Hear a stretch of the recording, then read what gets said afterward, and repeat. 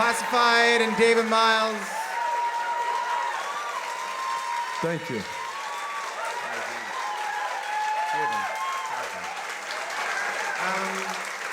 David, I want to start with you because this wasn't a song that you were originally on the recording of. No. This is one of the first times you guys have played it together, right? That's right. Yeah. We played it on the weekend last just to warm up, kind of all set up for this. Oh, thanks, buddy. I appreciate Yeah, it. we gotta make sure we're ready, you know. How did you feel the first time you heard this song? I often go out to the studio and check things as they're coming along. Oh, Nenfield. In his garage, I drive out from North End Halifax out to Enfield, check it out, and I think that I love what Luke does as a songwriter. I just love it, and I felt like as soon as I heard this song, I was like, "You've reached another level." For me, it was another level. It's such an important subject. It would be so easy to do wrong. I remember listening to it the first time and feeling like every moment I was almost nervous for him. Yeah. And then he spoke about it so honestly and so beautifully, and it really moved me a lot. And I was like, this is the best thing you've ever done. Well, it's really interesting because... Thank you, bro. Because Luke, last time you came on the show, it was to debut this music video shot by a great Nova Scotia director, Andy Hines. Yeah. And you said as much. You said to me, I'm a little nervous about how this is going to be received. Yeah, even when we did the interview, like I was kind of sitting there, because I've had people even at the video shoot kind of being like, don't mess this up. Yeah.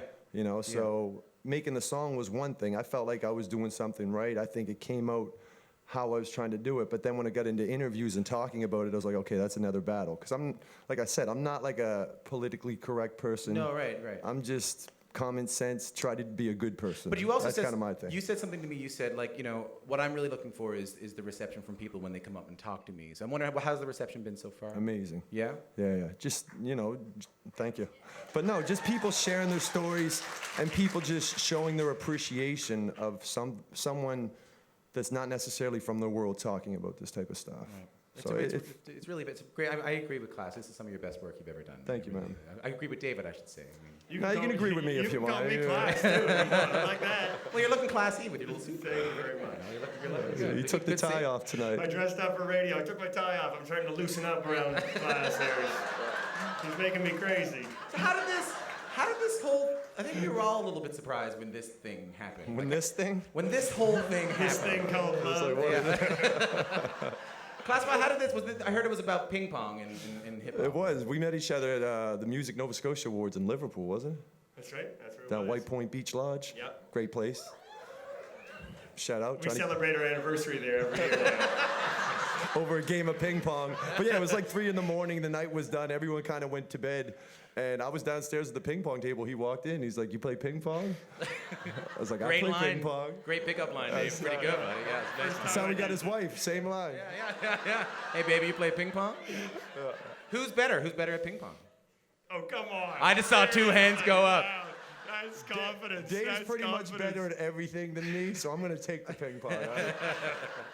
But it was very interesting. 'Cause Dave, I knew you before that. I knew you, as a solo singer-songwriter, and I'm interested to hear what you said earlier, because it was that you learn a lot from Class all the time. You learn a lot from Luke all the time. What in particular, as a songwriter, do you get from collaborating with someone like Class? I love the fact that I grew up like learning kind of Royal Conservatory scales and chords and minor, major, and all the real technical business behind music, and that's how I understood it.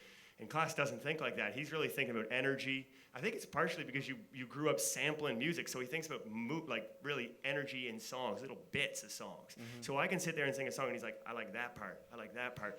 I like to say that he doesn't listen to music like an average musician does, and it's super valuable.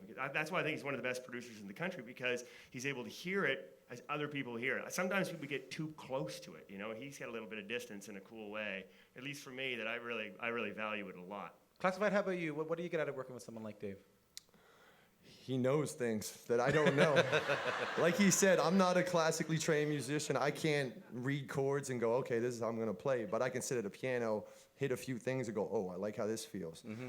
Dave knows, the other side of it, of like, no, if you're doing this is a cool thing we can do. We can go to this. And I'm like, oh, I had no idea that was just something you could just do, Mm-hmm. So he...